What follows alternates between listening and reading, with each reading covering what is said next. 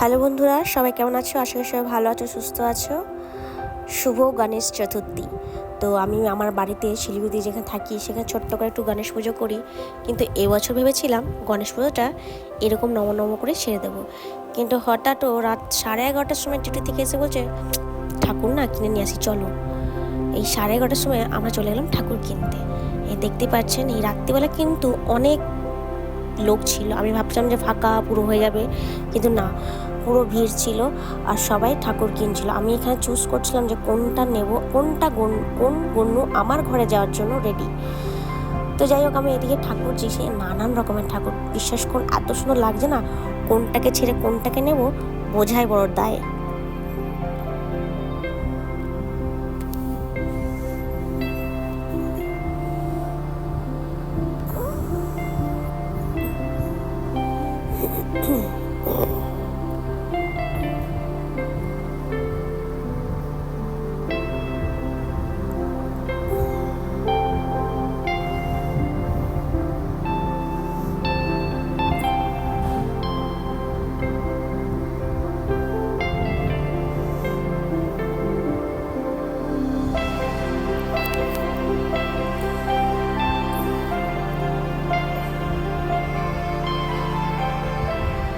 লাস্টে একটা পছন্দ হয়ে গেছে, সেই জন্য ওকে নিয়েই চললাম এবার ঘরে।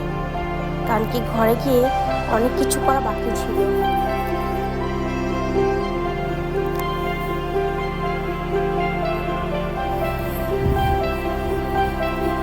আর যত রাত্রে যাবে বা যত রাত্রে যাবো তত কিন্তু ঠাকুরের কিন্তু দামগুলো একটু কমে যায়। সেই জন্য বলতে গেলে ঠাকুর বাজার করতে গেলে সে রাতের দিকে আর তো ভোরবেলার দিকে যাওয়া উচিত। আর বিশ্বাস করুন রাস্তাটা এত সুন্দর লাগে, এই টাইমে কি এখানে কিন্তু পুরো ফাঁকা হয়ে যায়, পুরো শুনশান হয়ে যায়।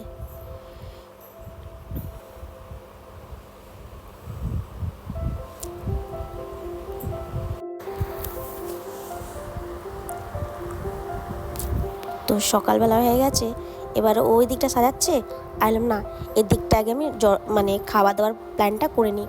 তো ও বলছিল যেহেতু আজকে নিরামিষ, এমনিতেও কিছু হবে না ছোঁয়াছাটি, তাই জন্য হলাম না ছোটো করে একটু তাড়াতাড়ি করে খিচুড়িটা বানিয়ে দিই। সেজন্য খিচুড়ি বানিয়ে দিয়ে আমি চান ঠান করে এসে এখানে ঠাকুরের জন্য আলপনা এঁকে দিচ্ছি।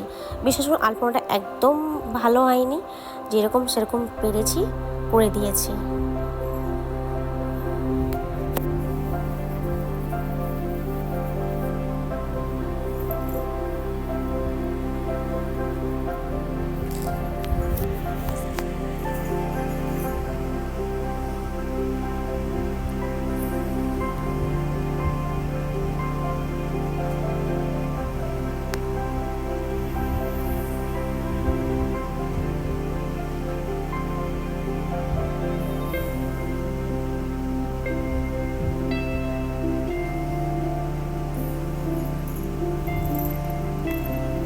আর এই যে আমার গণ্য, কেমন হয়েছে অবশ্যই জানাবেন।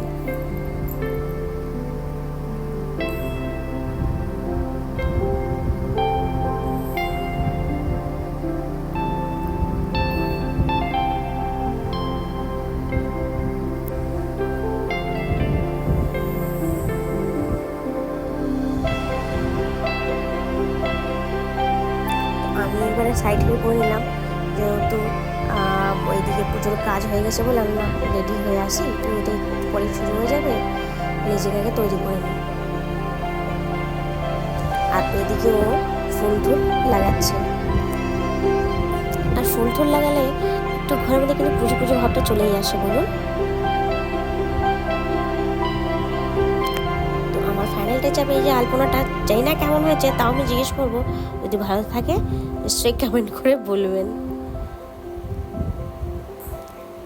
আর এই যে আমার গণ্যর ডেকোরেশন।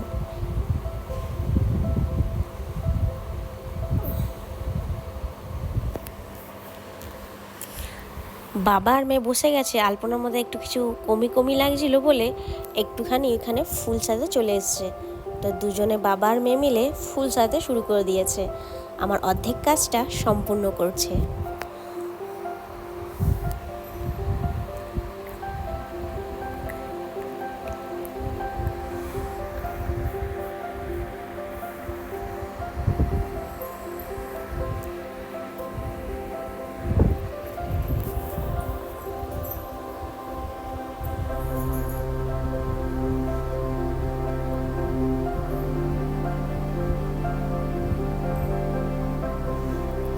গণেশ পুজো আমাদের ঘরে কিন্তু হয় না।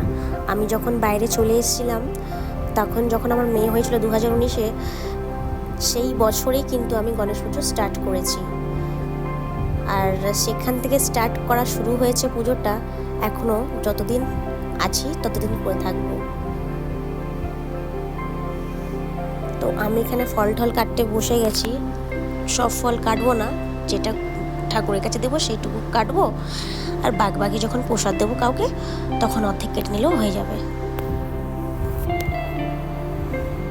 এই পুজো পার্বণ দিনে কিন্তু ঘরের মানুষের খুব বড় মিস করি, যেমন মা বাবা সবাইকে মিস করি।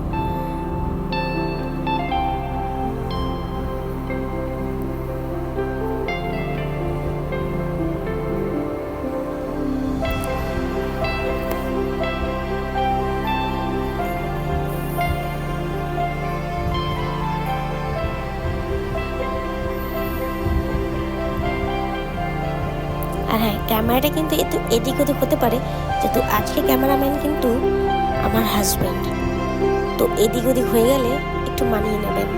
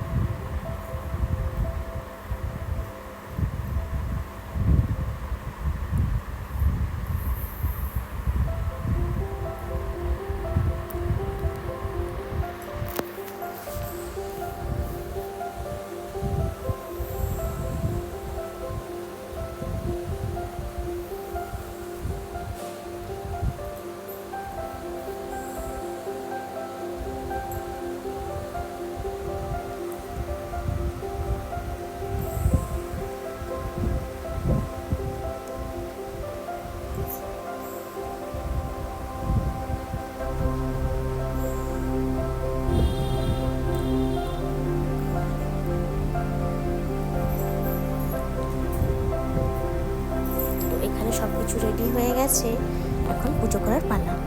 আর সবচেয়ে মেন যেটা আমার বোন খেতে খুব পছন্দ করে সেটা হচ্ছে মোদক। ভাগ্যিস মোদকটা পেয়েছিলাম, অর্থাৎ ভাবলাম মোদকটা পাবো কি না, কারণ কি সব শেষ হয়ে যাবে। আর কত সুন্দর লাগছে দেখুন।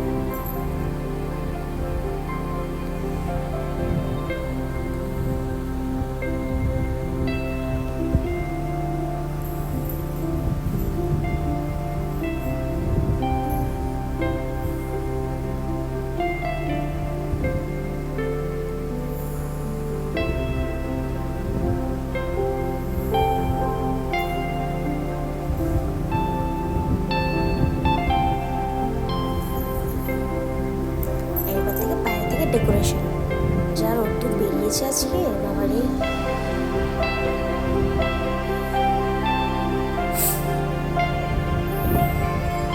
রেডি হয়েছে, পুজো করে দেবে ওই।